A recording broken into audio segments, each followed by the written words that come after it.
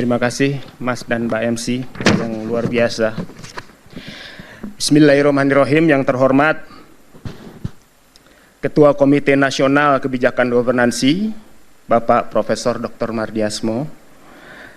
Yang terhormat founder sekaligus CEO dari The Economics Media, Bapak Bram S. Putro. Kemudian pimpinan redaksi The Economics Media, Bapak Arif Hatta. Kemudian beberapa tamu undangan yang sempat saya catat tadi, cuman soalnya tadi agak cepet ya ngomongnya Pak Bram dan MC. Ada Ibu Yuliana dari PT Wijaya Karya.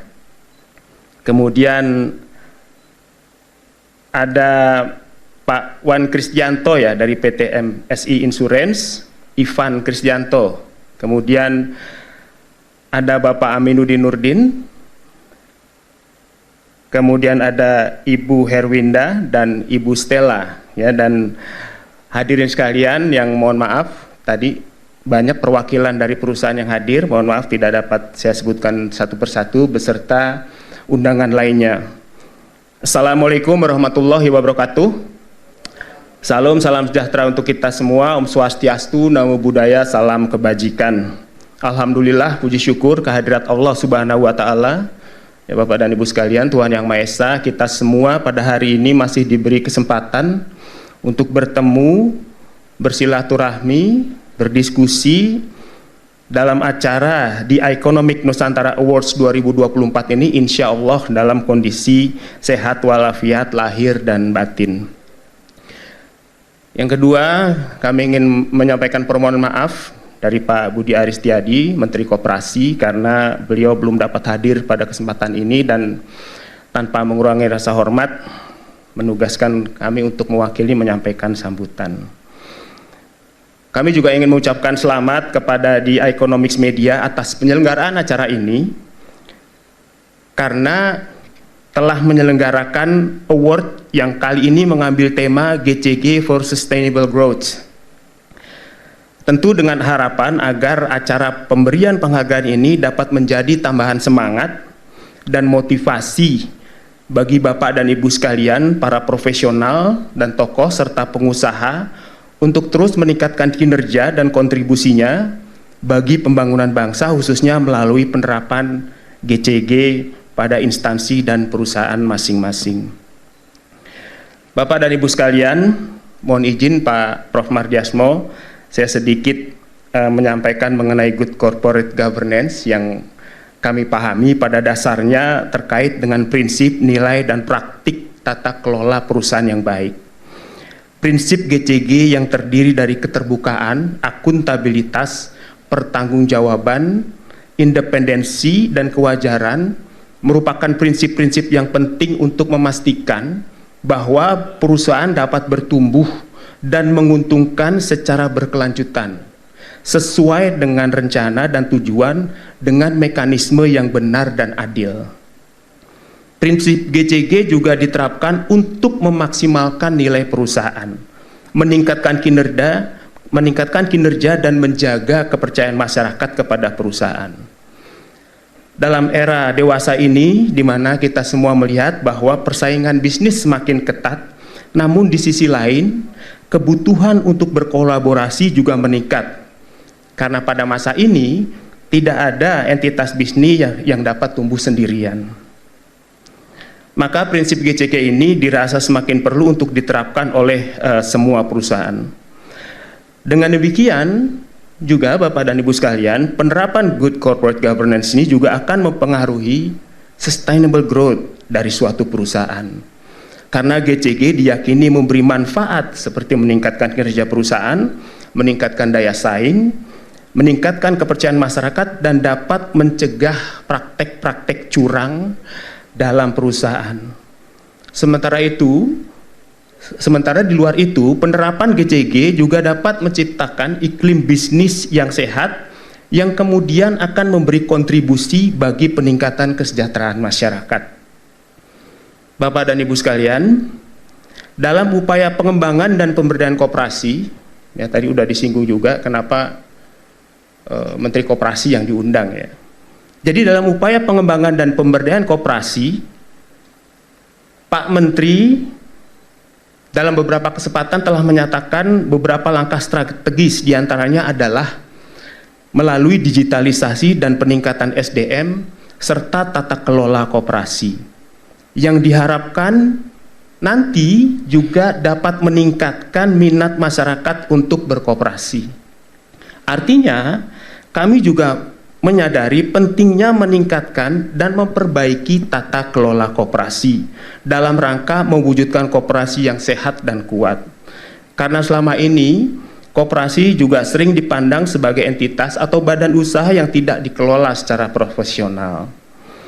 Padahal, ya, kalau kita melihat definisi koperasi dalam Undang-Undang Nomor 25 Tahun 1992, di situ disebutkan koperasi juga sebagai badan usaha. Jadi, sebagai badan usaha, koperasi juga perlu untuk dikelola secara profesional. Karenanya perlu juga untuk menerapkan prinsip-prinsip good corporate governance dalam kehidupan sehari-harinya. Bahkan sebenarnya, Bapak dan Ibu sekalian, mekanisme dan prinsip dalam GCG ini sudah menjadi bagian dari karakter dan nilai dasar koperasi, ya, seperti prinsip keterbukaan dan akuntabilitas. Bapak dan Ibu sekalian, dalam struktur organisasi koperasi, forum tertinggi adalah melalui rapat anggota, di mana setiap keputusan dimintakan persetujuan melalui mekanisme rapat anggota. Diharapkan juga melalui mekanisme inilah terjadi keterbukaan, transparansi atas semua rencana kerja dari pengurus kepada seluruh anggota. Di koperasi juga ada yang namanya mekanisme rapat anggota tahunan, yaitu forum di mana pengurus, pengelola koperasi harus mempertanggungjawabkan kinerjanya di hadapan seluruh anggota koperasi. Ini artinya sebenarnya prinsip GCG juga sudah sesuai dengan karakter dan nilai dasar koperasi. Karena sekali lagi, koperasi ini dimiliki oleh seluruh anggotanya, bukan hanya beberapa pemilik modal besar. Untuk itu Bapak dan Ibu sekalian, sekali lagi, prinsip GCG itu sudah menjadi bagian dari karakter koperasi seperti prinsip keterbukaan dan akuntabilitas. Namun, harus kita akui pemahaman yang belum optimal terhadap nilai-nilai dan karakter koperasi serta profesionalisme pengelolaan koperasi membuat laju perkembangan dan pertumbuhan usaha koperasi bisa menjadi terhambat.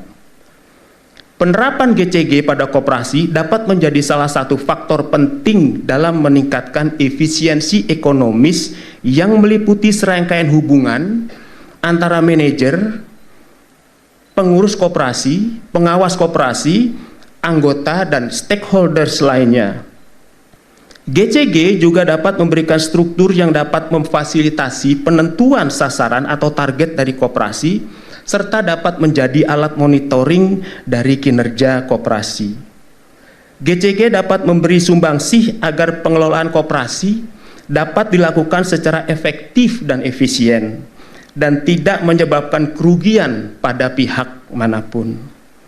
Tata kelola koperasi yang baik dengan menerapkan GCG yang kalau kita padukan dengan karakteristik dan nilai dasar koperasi, mungkin kita nanti bisa menyebutnya, walaupun saya sudah pernah mendengar di tahun-tahun sebelumnya, kita bisa menyebutnya dengan good cooperative governance. Jadi tata kelola koperasi yang baik.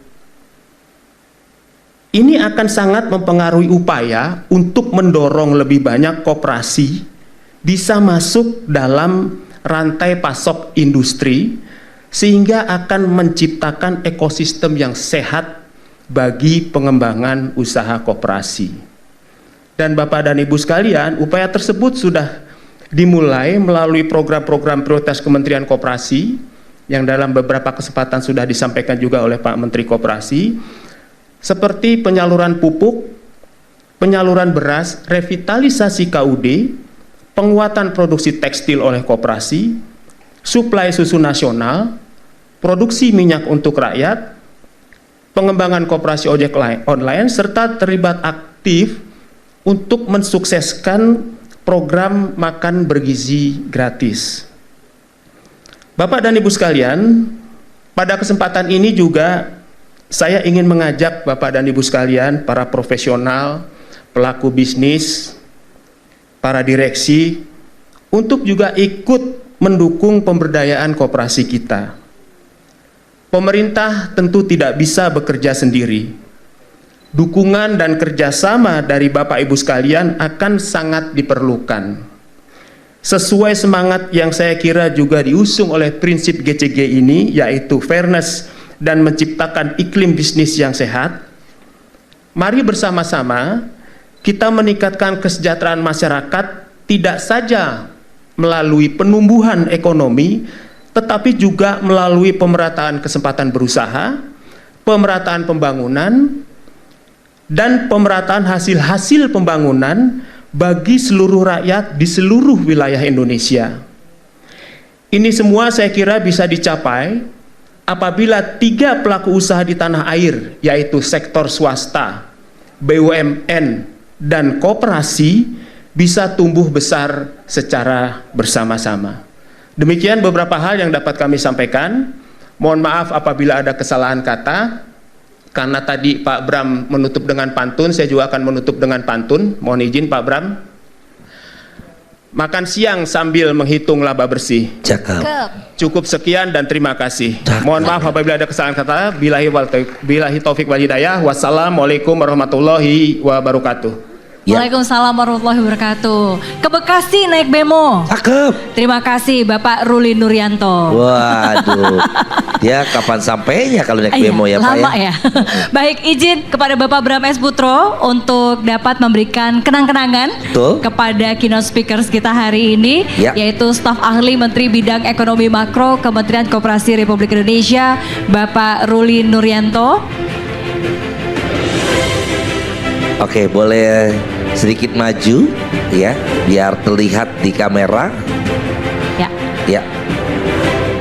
Boleh izin foto terlebih dahulu. 3, 2, 1. Sekali lagi. Ya. 3, 2, 1. Boleh berikan tepuk tangan yang meriah untuk Bapak Ruli Nuryanto.